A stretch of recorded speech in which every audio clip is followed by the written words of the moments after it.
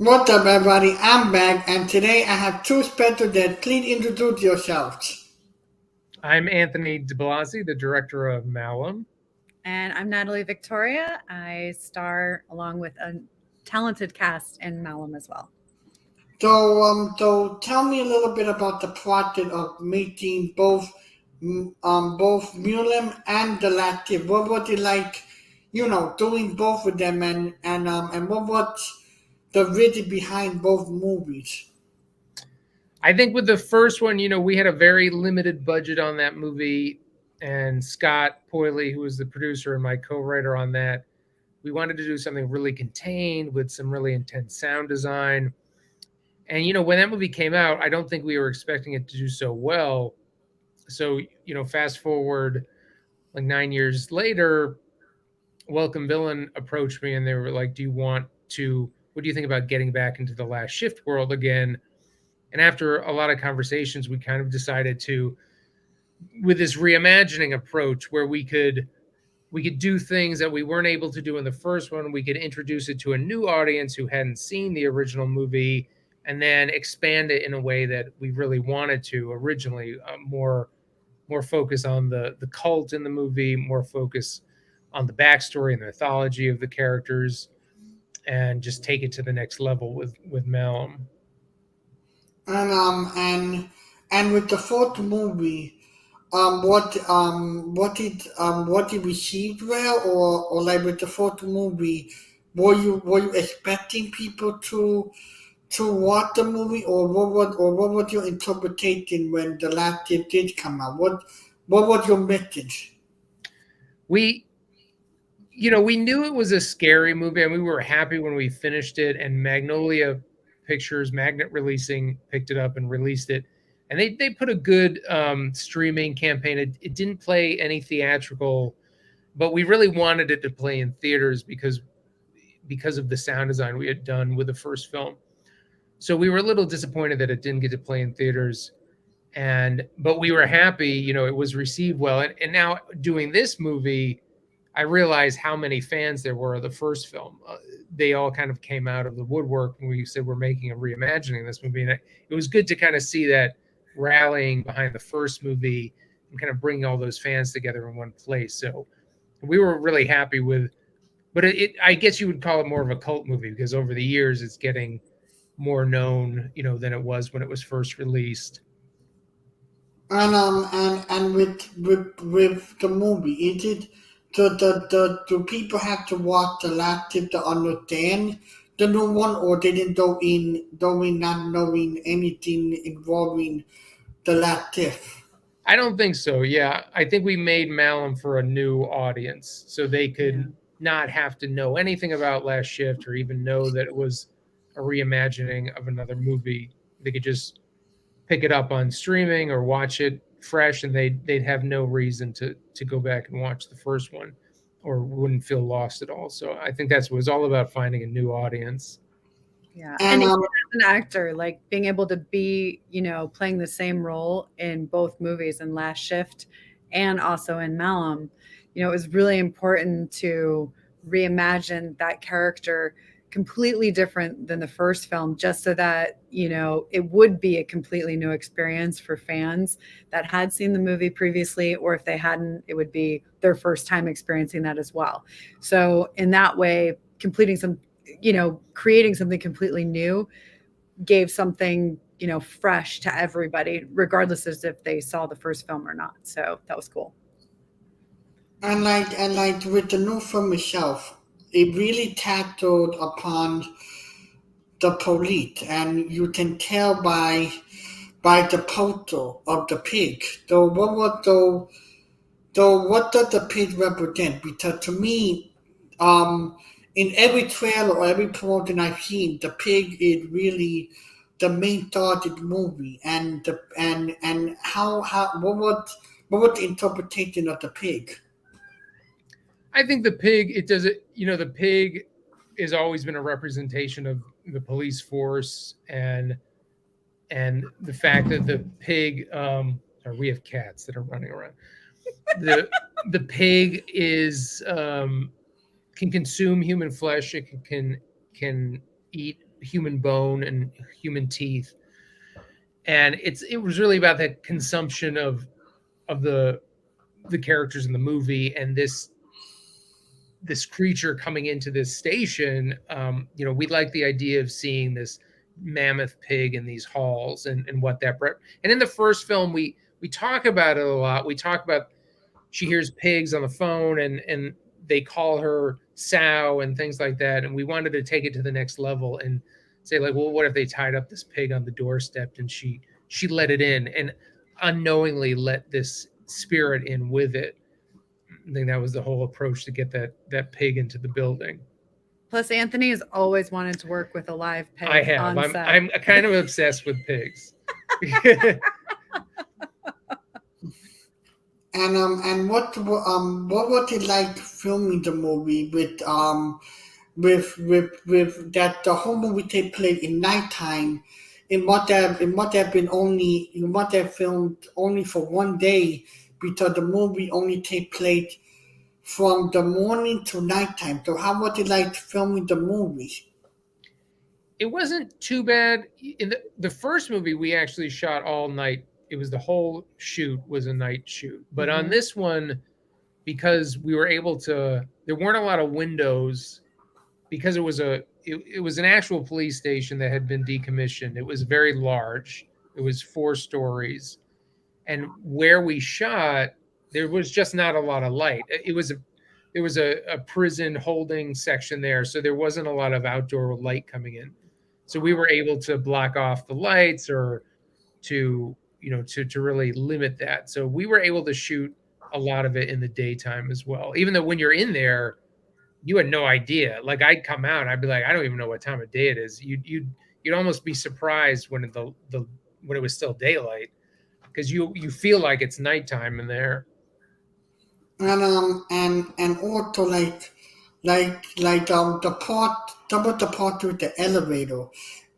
For the whole movie, there would be this weird noise coming from the elevator. What was your interpretation of that? Because it felt like, to me, somebody wanted to come out the elevator, but at the same time, it was just like a subtle way to really grab the audience attention. How did that come to be? Well, when this script was originally written, there was no elevator in the office. When we had gotten into that location, there was an elevator there. When we decided to use that room, I was like, well, I have to work this elevator into the script now. So I always thought, she's sitting there with this elevator over her shoulder the whole time. I thought it was scary, like anything could come up there at any time. And we wanted to always allude to that, like, is that elevator going to open? Is the door going to open, and what's going to be behind it? And then the fact that we just never opened that elevator door is even kind of more scary. It's all more scary, I think, in a way, that, we just never get to open it. It just leaves us hanging. But yeah, originally it wasn't in the script, but we knew, like, once we got in there, we had to write that in. And with the new movie, it took a different approach when it came to how to make the audience really, get under their skin. And with the beginning of the movie, it was found footage, and then it just went to normal. How did you blend in the found footage with the normal camera? Because that is very hard to do. And how did you do that? We shot it on a DV camera from the 90s. It was a separate shoot. We shot all that footage on that camera, and then we had to, digitize it so it would match the new footage. It always is tricky, because lots of things go wrong in that process. It's always a little tricky getting that older footage to match well when you're editing and things like that, because we had to do it several times, because the process, there's no like, oh, there's an easy way to do it. There isn't an easy way to do it when you're transferring that data.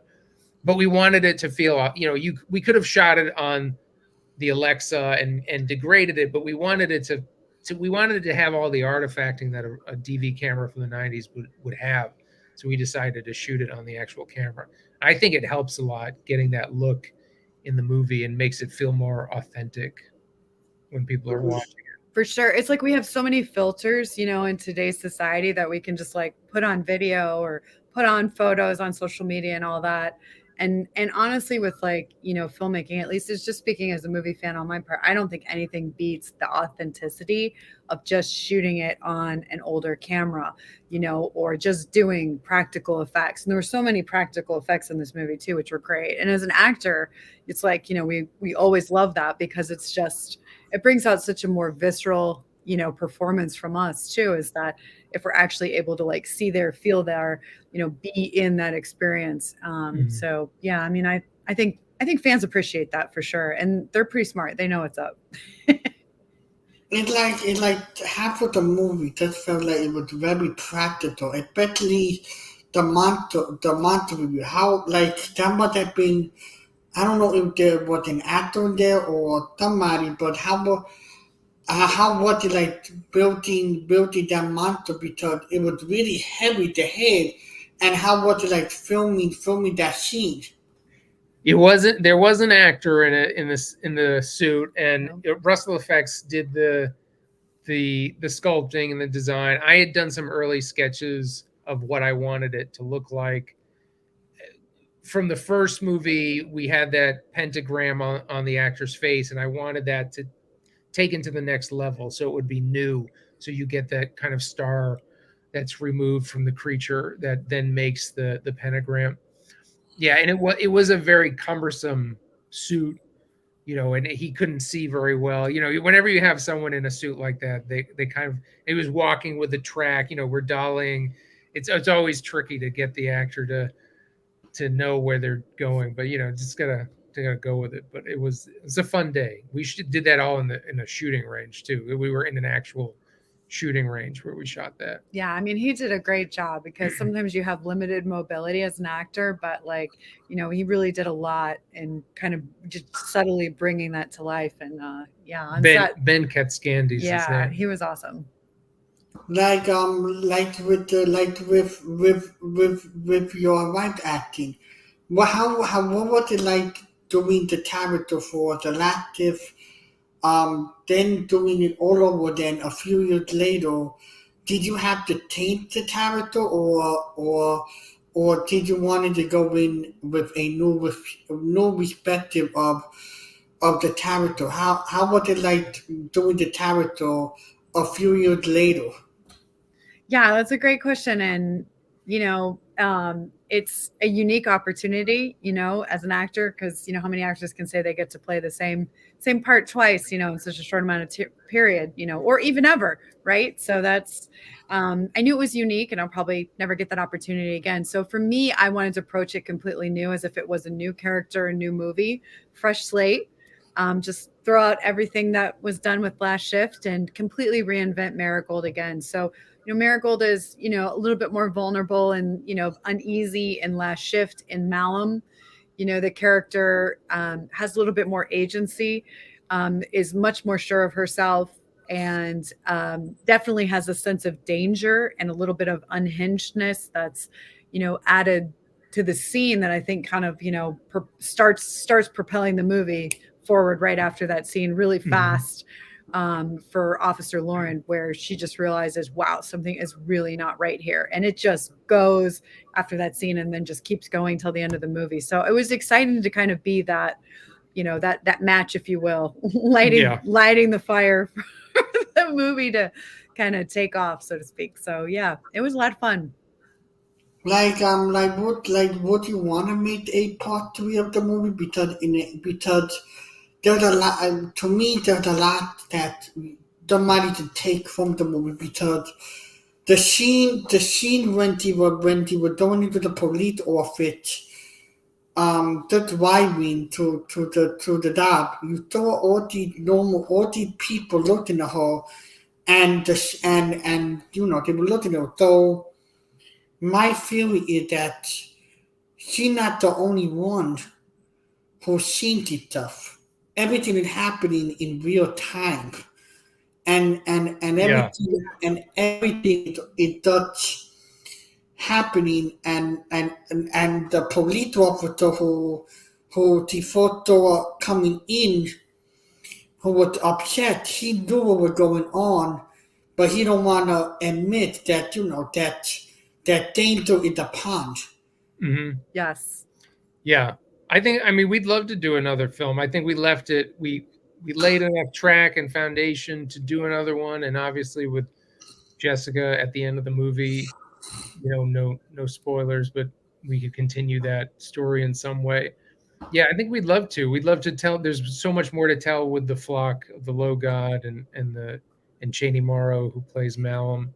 He's Yeah. excellent. I definitely love to do another one. There's just an ancient mythology kind of behind the cult, that, almost predates, bad guys that we think of in our current society, like, Satanism and stuff. It's more ancient than that. Mhm. It's just this ancient evil we're not familiar with. And there's a lot to explore with that, and kind of how human beings stand up to that and, what kind of cautionary tales can be told. So. What was your inspiration in making both movies? Was there any horror movies or any actor or director that inspired you to make the movie, or was it just on you to make it? I think with the first movie, the first movie obviously inspired this one. So in the first film, there was the Manson family was a big part of that, because I think the original approach was, well, the Manson family's scary, but it'd be scarier if they were ghosts. So watching a lot of documentaries on the Manson family and a bit of, Wes Craven's Nightmare on Elm Street and Assault on Precinct 13 in there. And then with this film, I love the movie Sinister a lot, and we talked about the Evil Dead remake a lot, not the one that just came out, but the remake a few years ago. And how that movie approached gore and how Sinister approached mystery. So those were some inspirations for us moving into this movie for sure. But for the mythology and stuff, that was something Scott and I really just wanted to kind of make up and create our own with the Flock of the Low God and the Temple Baron and these characters that we just kind of meditated on it for a while and came up with these things. And like with Mullen getting the popularity getting, how does it feel having a movie become popular years later? Always good, because then we get to make another one, right? It's great to have a movie you do get a fan base and find fans, and I hope Malum. It seems like fans are liking Malum a lot, so hopefully it continues to build a big audience, and we do make another film and can kind of turn it into a franchise. I think it's exciting to have the opportunities to do that. Like I know that tomorrow you're going to a horror convention. Are you planning to do more like conventing to promote the movie and to to get people knowing about the movie a little bit more, or how are you planning to promote the movie?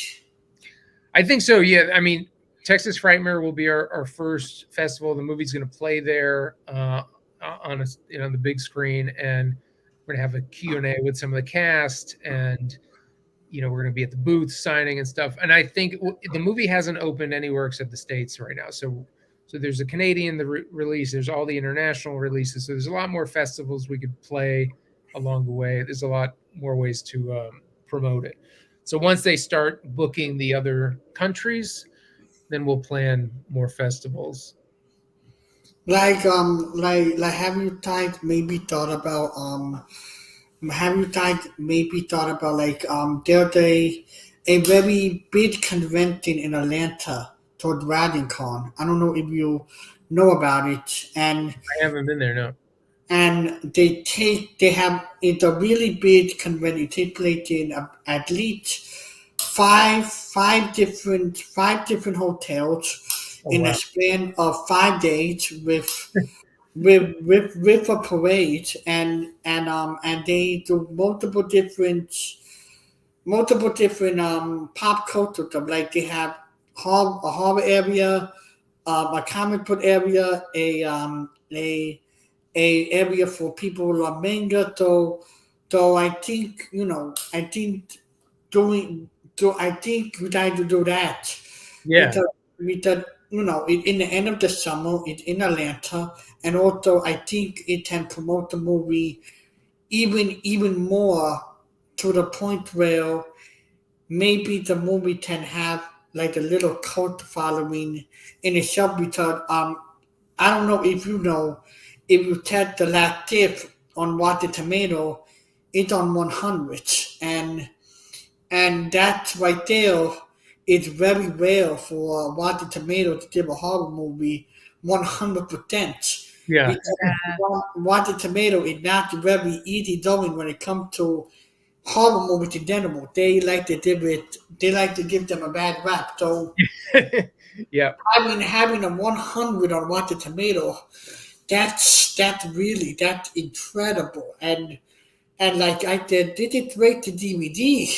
How it did 100 on Rotten Tomato? So like it's like having a movie with a small audience, but Rotten Tomato giving it a big author. It's like it's very hitting to the public. So doing a convention like Dragon may put up the movie even more, and also maybe doing a double feature, doing Yeah. both the Latin and Mulan, so people to get a better perspective of what both movies have to offer. With the both movies, to me, they're similar, but at the same time, they bring new light to the horror community and also bringing some amazing talent that, to be honest with you, need to be in more movies. And it does feel like in general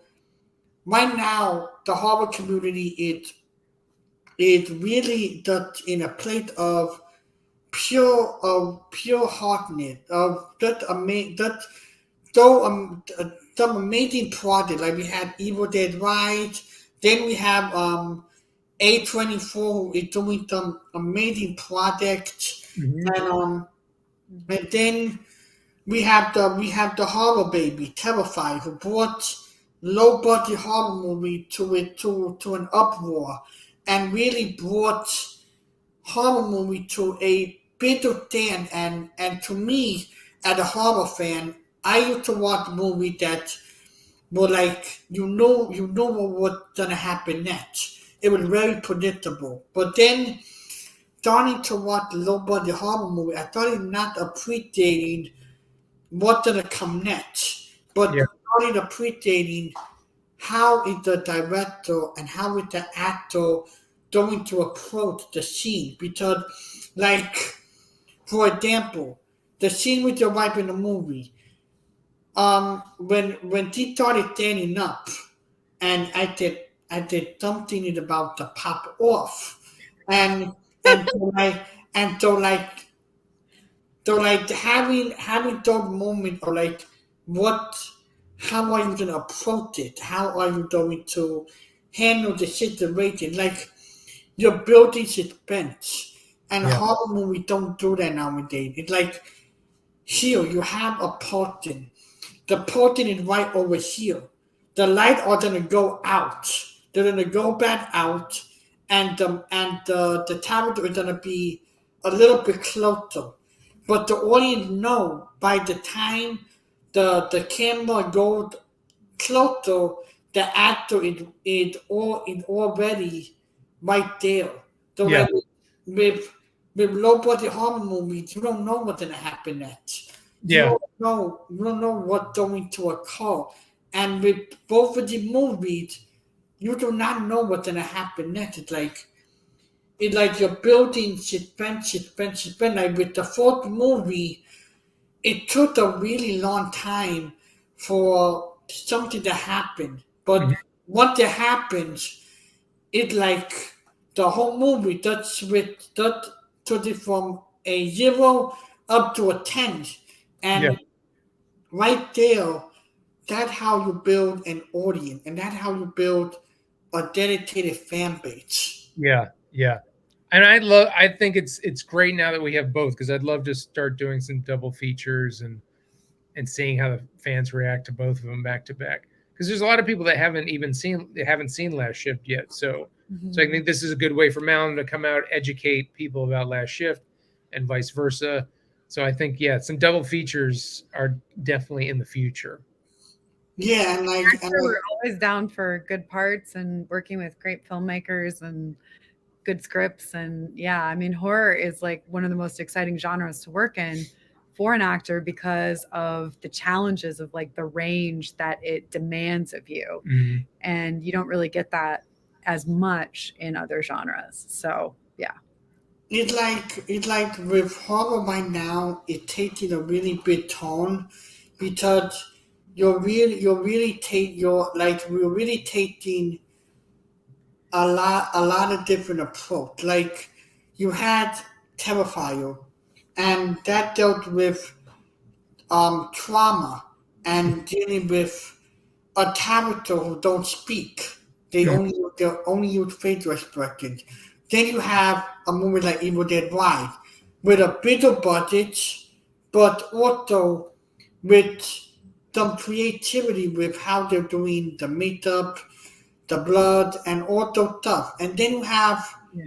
horror movies where you know what's gonna happen next. Mhm. That where it's like, okay, how how are you gonna approach it and what are you going to do? Because right now it seems like horror are in two different levels.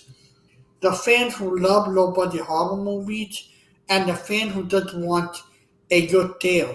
Like take Halloween or The Conjuring. Those movies to either be effective in the horror community or to be ineffective. And Mhm. and horror nowadays, I feel like they're more effective when it comes to low budget horror movies than movies that are like using computer generating and not practical effect because like when it came to see this movie, there was a moment where all the characters were laughing at the main character, and you throw one of the characters with like believe a bag on their face, and they were laughing from the bag, and you throw all the face expression did it did it really unique and it just felt like it did computer generated or or are they really using facial expression because it felt like to me with some of the horror movies nowadays you don't know if they're practical or they're computer generated on how good they look and Yeah, we did practical for everything. We had some CG help Yeah. out certain things, but we did practical for everything on this movie. Yeah, we had a great cast. It was just one good performance after another, and that really helps. And then you have the practical, and like I was saying earlier, it's with practical effects, it just kind of brings out that kind of primal, visceral performance that really, like you said, it feels really real, and you're like, wow, did they use CGI for that, or Mhm. no? It's all real. and what was it like to do Fandor with Harbor Award because it must have been an honor to go in there and promote your movie and also to see what it may be like to maybe get nominated next year. Preview, yeah, it was great. It was a really fun night to go there and hand out the awards and to meet the crew, and the sets were really fun and stuff. So yeah, maybe next year we'll get some nominations. Be Like good. like with the movie in general, what next? What is next for you and what do you want to do next with the success of the movie and stuff? Well, we're writing together. We're Yeah. writing some horror stuff together and some thrillers. And I think I would love to do another Malum sequel. I think it'd be fun to do and start developing that.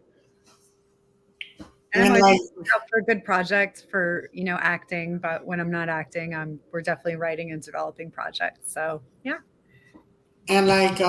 what horror movie have you what horror movie have inspired you guys to keep on going in the horror community, and how do you keep on going in making movies that the audience would love and not just for to make money? I mean, I grew up on the Shining and Freddy Krueger and Lost Boys and Fright Night. I like movies that have really Lost Boys. strong practical effects, like when we watch The Thing and The Blob, I and love those. there's the thing with practical, for me, heavy movies with practical effects that have those things that you really grew up on, or you really like. It doesn't matter if someone says, "Oh, it looks fake." Yeah, but it's real. It's kind of like when if you've ever seen a beheading in real life, it looks fake. So we judge these things by like, oh, it looks fake. It's like, well, how do you know? You've never seen it in real life. Because then when you do see it in real life, you're like, oh, that doesn't look real. So I think focusing on practical effects, and those are always going to be the movies that inspire me, and we get less and less of it nowadays, because the bigger movies, especially, they'll spend all this money on great creature design. They'll have people do it, they'll shoot it, and then they'll replace it with CG, and you're like, well, why'd they do that? So Yeah, same. Like I love The Blob. I really like the '80s remake, to be honest. Like yeah, that's the we 80s just remake. we just like got that one on Blu-ray, and it's amazing and just still stands up. I just love all the creature design on that and the story and everything. It was great. But I'm also a big fan of zombies, so I love like a lot of the classic zombie movies, the George Romero type stuff. And then also, I mean, I'm a big fan of World War Z. Yeah. I know he's not, but I mean, I like it, but she watches it like all the time. I love it. So, between the two of us, like we have different tastes. And so we kind of come together and, meet in the middle. So I think people will be excited with some of the stuff we have in the cooker right now. So. What are you guys excited most for with the horror convention? Not just with your group and the twinning. What are you guys excited most to meet or interact with in your fourth horror convention tomorrow? I mean, I like to do the shopping. I mean, I like to go around, because at the conventions like Monsterpalooza, you see stuff that you just don't get to see online or in stores. I mean, people that are hand making things and creating stuff for the conventions and selling it, and that you just would never know unless you went there and walked around on the floor and saw that great stuff. That's what I'm most excited for, and seeing some good friends and stuff that people I haven't seen in a while will be there, so that'll be fun. What is some horror movie you guys have seen or want to see this year that people should be on the lookout for, or that that are good recommendations? I mean, we just saw Evil Dead Rise, which was fun. That was fun, yeah. They did a great job with that. Great job. And then what's the next big horror movie coming out? I think I don't even know. I don't know either. Now we're in the summertime. We're getting all the like summer movies and releases, and not a lot of horror right now. But no, there are gonna be 3 horror movies this year. There's gonna be Insidious coming out July 7th. Then Red Door, yeah. That's right. And then on June. Those are. And then in July, after that, you have Talk to Me. It's a horror movie from A24, and then a Dracula movie coming out. Then you have October that's gonna be jam packed with Blumhouse with an Exorcist remake, then Five Nights at Freddy, then another Saw movie. So not much horror this summer. I Talk to Me looks good. I love movies like that. You know, Yeah. those kind of movies get me. I'm so it looks like a creepy movie. Yeah, and I'm sure the Red Door is going to be amazing. I mean, James does a great job with that whole series. The Insidious series um, has been extremely good every movie. So yeah, we'll definitely be catching that. Yeah, and what like and Otto the poster for Mulan, the poster right there behind you. How did you how did you guys make the poster? Because to be honest with you, there to be T-shirts and merchandise of some of the characters that died, and maybe a book on some of the sketches of the character because they're so freaking amazing. The character designs, how was it doing the characters and trying to make them scary or but also make them like like you want the audience to be, oh wow, did it amazing. Yeah, to make a member. Yeah, I think that's the fine line, right? You want to create something that people want to look at, but also want to look away from. You know, creating monsters that people want to see more of. You know, and they might pause the movie to get a better look at it. And you know, the designs working with Russell Effects from these simple sketches I did to their, you know, refining those things and building those things was a great process. And I think the Welcome Villain team, they're marketing guys who came from, they were at Blumhouse and then they were at Mhm. Orion Pictures. So I think they're really solid on designing a good campaign around those creature designs. And yeah, I hope we get some T-shirts That would be soon, great. and you know of Malum and the Temple Baron and all these creatures we see in the Bash Face Betty we see in the movie. Lots of little creepers need to be on some T-shirts. And also the music was such another thing that made the movie work was having that song in the beginning of the movie and then having the creepy vibe that really put the audience in like where can people find the music, because I know that supposedly there was a vinyl. I don't know what the vinyl looked like, but like where can people hear the music if they don't wanna buy the vinyl? Can people listen to the music anywhere? Yes, the music is amazing. The soundtrack's done by Samuel Laflame, and he's a Canadian composer, absolutely talented, just has a long list of successes. This included, you can listen to the music and the entire soundtrack on Spotify. You can Mhm. stream it right from there. But if you're interested in actually purchasing it, Waxworks is going to be releasing that relatively soon, I believe. So just keep an eye out for that. They're But right taking now, pre-orders now. Yeah, yeah, they're taking pre-orders. But right now, you can stream it on Spotify and take a listen to it. it's on iTunes. We always say, like, it. If you like Nine Inch Nails, you'll probably, like it because it kind of has those vibes mixed in with some new, fresher sounds. So it's really good. And also with the movie Indelible, like with the movie Indelible, like how did you want people to interpret the genie for the first time? Because some people didn't see the last tip. What do you want people to take away from watching the new one? You know, I think I want people to be scared first, right?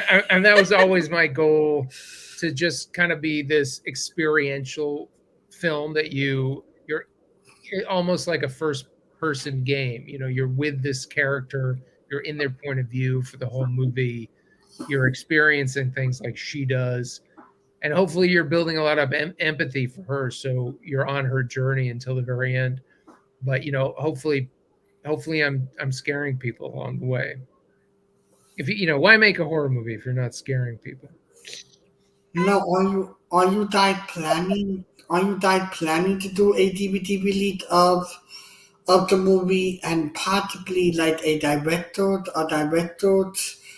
cut where you talked about the process of the movie and how was it done? Because to be honest with you, like releasing the movie on digital, it's good, but also possibly releasing the movie on DVD will also get people to really buy the movie. And so are you planning to release the movie on DVD or just on streaming services? We're releasing it on DVD, Blu-ray, and VHS in June, like late June. And then they'll have special features. We'll have some behind the scenes, Director commentary. things like that. Yeah, so there'll definitely be some physical media coming in late June. And the VHS is cool. I did an intro for it. It's got a box artwork just for the VHS. It's really nice. So that's not everyone can watch the VHS, but it's cool just to have it. Like did you guys keep any of the props up for the movies or did you give away some of the props? Welcome Villain has all the props right now. Yeah, they were and the Russell Effects, which is actually there's going to be some stuff at Texas Frightmare Weekend that Russell Effects is bringing down. So the Temple Baron is going to be there in some form, I believe. So they're going to come down with some stuff. So anyone at Texas Frightmare this weekend will be able to see some of that in person. Oh wow!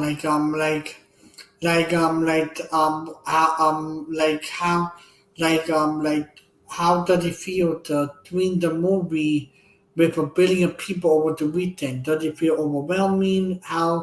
What is your mindset going into the weekend and over to your first ever horror convention? I mean, I'm excited. I worked with Clive Barker for a lot of years, so I went to conventions with him. He was doing conventions a lot and book signings and stuff. So I got to experience a lot of that, go those years with him. But yeah, it's the first convention I'm going to be doing a signing at, so that will be fun. But it's fun. I like talking to the fans. Like how does it feel twinning the movie with 1 billion people? Like, do you think those people are going in blind or already going in watching the movie already? So what is your interpretation? How do you feel about that? I'm not sure yet because I had wondered because it's out on streaming if people going to the convention maybe will wait so they see it at the convention, see it at the theater, or if it's going to be a lot of people seeing it for a second time, possibly. I don't know. I'm eager to see it with the crowd there. I know it's Texas Frightmare gets a great fan base and a really rabid horror crowd, so it'll be fun to watch it with them, regardless if they've seen it already. And then they're gonna do a Q&A with you and the main actor, or how is that gonna work? It's going to be me. It's going to be Sam Brooks, the actor Britt George, and Christopher Matthew Spencer. It's going to be the four of us there. None of the ladies are coming on this trip. Just going to be us guys at Texas Frightmare. So I don't know. We're going to have a moderator. We're going to do a Q&A, and it'll be fun to answer some behind-the-scenes questions. Is there a possibility that it's gonna be filmed for like the public because right now we don't have any type of like Q&A type thing of the movie, and it would be pretty nice to maybe see like your fourth convention video of the Q&A after. Yeah, I mean, I know if Natalie was there, she would have arranged it. But we'll probably get someone to tape it. We'll find somebody to do it. And a few more questions before we wrap up. What like with your success with horror, are you Like, are you thinking of doing any other genre like comedy, drama, or are you thinking with horror all the way? I mean, Natalie does a lot of different genres. Yeah. I- I work in multiple genres pretty evenly, like pretty much every genre. To be honest, I've booked, work in, thankfully, from comedy to action movies to dramas, um, and also stage all genres as well. So it's been fun jumping in and out of horror from time to time. But Anthony and I also have written multiple scripts uh, in the horror genre, but also outside of it. The project that we have right now that's out in the marketplace is a thriller. It's not a horror, but similar. It has kind of that mystery and, that needs to be solved. And so that one's out there. We have an action adventure type story as well. And then, of course, we have, a horror project that we're developing right now. So, yeah, we just love movies, love movies. We have different tastes in movies and then we have similar tastes too, which is good. So it makes like a good recipe for a writing partnership, because I kind of come from over here and he comes from over here. We meet in the middle. But we're just big movie fans, man. Like we love good stories, good movies. I've directed films that aren't horror. Yeah. Missionary's not horror. I've done some shorts that are comedy, drama. So I've over the years I've done some things that outside of the horror genre. But horror is always fun because you get to do everything in horror and you get to work with a lot of makeup effects, which is what I really enjoy. And monsters. And what do you guys think about the writer strike going on with Hollywood taking a little bit of a shutdown because the new generation want to do AI. It's like AI stupid. The new generation don't know what they're in for. It's like why don't they don't respect? They deserve to be in a room where the creativity is there.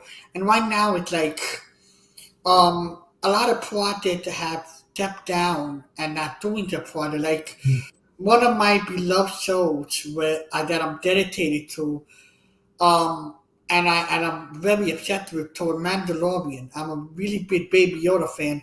They cannot do the show right now. Yeah.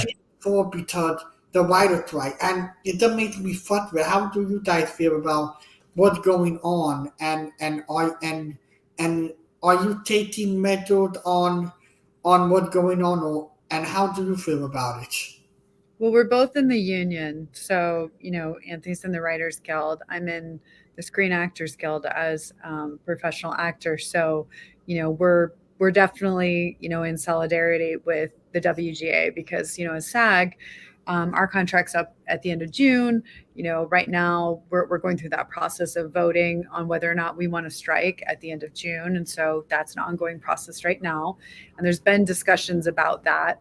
But, as an artist, and a creative, of course, we want fair wages, and I think that the problem that we've run into over the last couple of years is that we've become a culture of immediacy where we want everything now our way, right this second, all the way down to I want something, I'm going to search for it on the internet and get it right away. To this degree, that's how companies have started being run through the leadership, from a corporate level, is this issue of, well, it shouldn't take this long to create something. Let's just pop it in a cooker and spit it out and let's make some money on it. Preferably all the money at the top, right? And so that kind of attitude doesn't create, what I would refer to as forever movies. Forever movies being the sense that they stand the test of time, right? That not only our generation can watch them, but the next generation and the next generation after that, and still equally enjoy them and have them impact them in an emotional way. Instead, what we're creating is we're just creating, a lot of garbage. And you're seeing that. It's like in the machine, out the machine, and you forget about the movie, right? And you see that a lot on the streaming channels now. And so the idea that, that they don't want to pay fair wages, to creators is a real problem. And, I think that that's definitely got to get ironed out. And hopefully we'll be able to get to an agreement for all parties involved, that's fair, and allows artists to continue to create, and earn, a fair wage, because a lot of these writers I know that are on the picket line aren't able to pay, their mortgages or their rent. And they're like series writers on really big series, like you mentioned, like a series as big as The Mandalorian. And, that's really sad when you think about it. When the executives, who are running the studios that have that show, have multi-million-dollar mansions, a collection of them, so to speak. And so it's like, come on, there has to be some sort of like compromise we can come to for everybody. So hopefully, fingers crossed, they do. I think, everybody's talking right now, and that's a good thing. As long as we're all talking, eventually we're going to get to a conclusion. So I don't know. What do you think? I agree. like to be honest with you, like I have been doing pop culture for ever since the pandemic, and I'm disabled, and I just like, and also I asked all my dentist questions. Um, what do you think about the disabled community? Because like I'm disabled myself, and I'm just trying to live my life and create a environment where I can interview people and review movies and entertainment. But at the same time, it's like Hollywood and the world does not see people like me from a broader light. Mhm. Mm-hmm. And whenever I try to talk to directors, actors, or try to get movie premiered or anything like that, or just writing for movies or anything, or trying to get my head in the water and become a pop culture writer or interviewer, it's very hard. So Yeah. my fourth question is here is, what do you think about the disabled community? And my second part is, do you have any advice for me? And how do I put my head in the water? Because I have been interviewing multiple horror people for the past few months. I literally went all the way last year in November, all the way to Pennsylvania, just so I can meet David, who played Arthur Cobb for the first time. And it felt like I was family with the Terrifier, because I got their head out of the water with really promoting that movie. So, like, right now, I'm trying to figure out, how do I really think to myself and try to get myself out there, but it's very hard. Thought, or what do you think about the disabled community? I mean, I think that I worked with a boy with cerebral palsy for years, and I think that people take the community for granted in that way. I mean, there's nothing different than us and someone with a disability. They're just we treat each other all the same. I think what you're doing is the best way to promote. You just reach out to filmmakers like you did with me.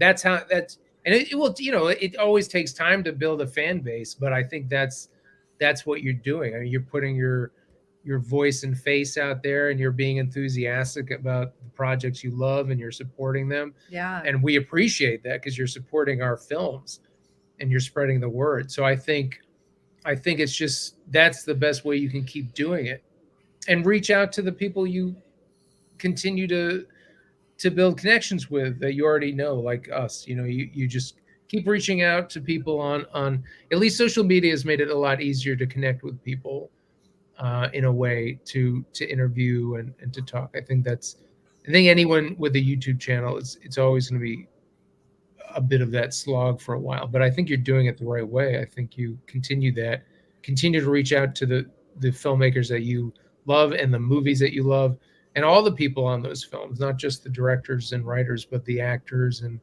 the cinematographers, and All of them, yeah. you can just spread the word on those movies, and they'll come back and support you the same way. And we didn't mention this, but that thriller that we kind of had out in the marketplace that we wrote is actually about the lead is a disabled person. And we'd love to. She's a blind character, and Yep. we'd love to have a blind character play that part. Yes. Like, are you like right there? Like, let me tap you right there. Like, that does warm my heart because right now in Hollywood and right now in the world we live in, they're using people who are not disabled, and Yes. right there, that is amazing. And my bet is right. My bet is right. Is do not. I repeat, do not put this movie on a shelf. Get this movie made, and tell Hollywood that we need more people who are disabled, and we need more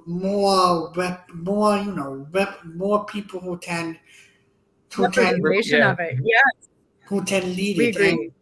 And to be honest, and to be totally honest with you, it's like or like there was this horror movie a long time ago called Hutch, where the character was it was the main character and he was deaf, and apparently the boyfriend was it was in the middle of nowhere. It's on Netflix. And he was in the middle of nowhere, and the boyfriend was harassing her, and they didn't use a person who was deaf. They used an actor, and then you have movies like The Quiet Place using a person who was deaf, and that right there made Hollywood they hey listen, let's do more of this. And now with you guys telling me that you use a blind person, that's going to really maybe put the envelope even more because you have a comic book character who is blind, Daredevil, but using a horror character, that's gonna be very, very interesting. If when you guys are done with writing the movie, if you guys need any type of person who is disabled, give me a call because All right. Okay. because to be honest, I do want to go into acting. I already had pitched an idea to my parents about Terrifier, the next movie of how to incorporate a disabled person into the movie, and they said that's a good idea, but I don't think the director gonna take the idea. I think the director already had their own vision on how to do the movie. I said Yeah. they should use more people who are disabled. Like why use people who are not disabled? Let's bring Hollywood and horror into a funnel of how to allude to something different. Yeah. Agreed. And horror does that. Horror is usually at the forefront of that. But I think I think now, like in the last 5 years, I think people and studios are much more conscientious about if you're going to have disabled characters in movies to make sure you represent with actual actors that are Yeah. disabled. Listen, you're part of the Terrifier family now. Reach out to Damien and just say, hey, write me a part in your next Terrifier movie. I bet he'd love to have you. I did meet him. I met him last year in Montmania, and it was one of the best feelings I have ever did. And I want to thank you guys so much for coming on and really, just coming on and sharing your insights. Of course. Thank you for having Thanks us. for having us. Yeah. Reach out anytime. Thank you guys so much.